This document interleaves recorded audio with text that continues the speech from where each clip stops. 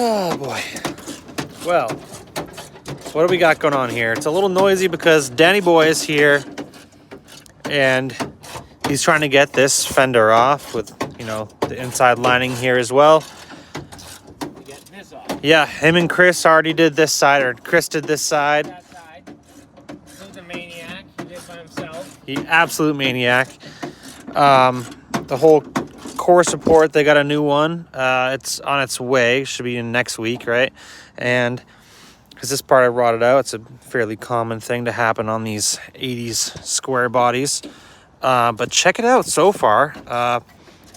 It looks like it's in rough shape, but trust me, it is coming along. And It's coming along really well.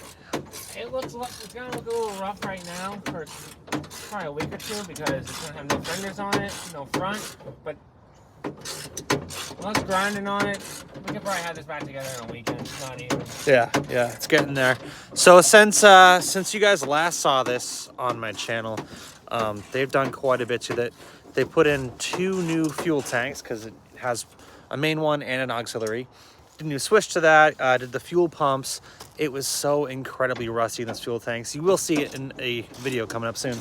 And while I was on Car Trek and while I was on Car Issues, Dan and Chris did new distributor, you know, coils, plugs, wires.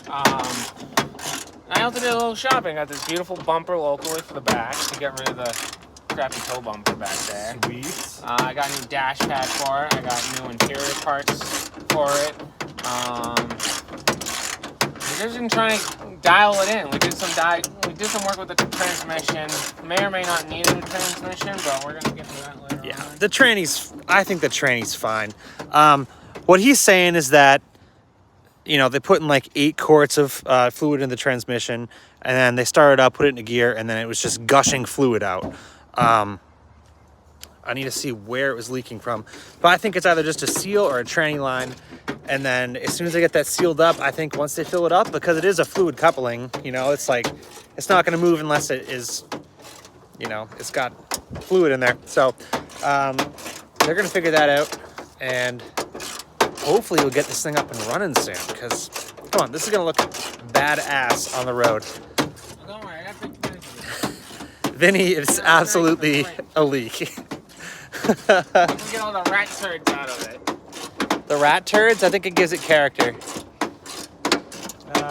What else? I'll just show you a little bit of the truck real quick. So we got these boxes that it came with. No dead bodies in there. We got some weird tires that it came with.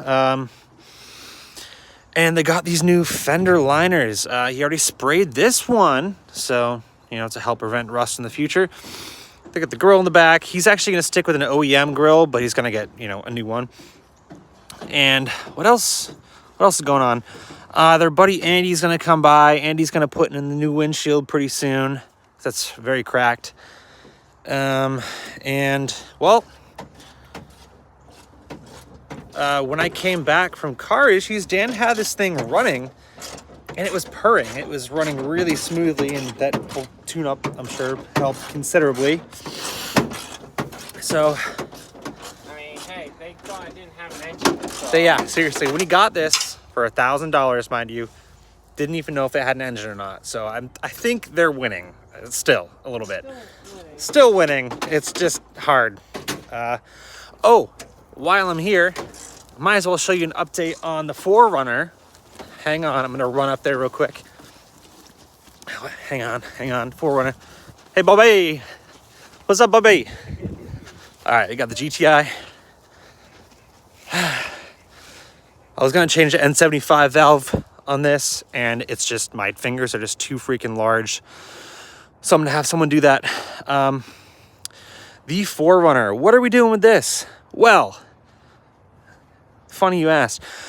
We were actually going to be replacing the exhaust manifolds, because on the TUZ FEs, the 4.7 liter V8s, the exhaust manifolds tend to crack, mostly because of the thin material and the secondary air injection system heating them up rapidly in the cold, and, you know, expands really quickly, cracks the material.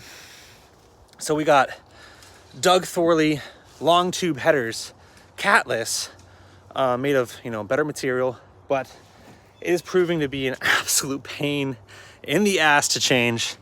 You know, it's pretty rusty, and it's just, everything's really hard to reach. So, oh yeah, we get this nice new rubber for the 4Runner too, but yeah, it's up in there. Had to take the whole heat shield off, which is like half rotted. So,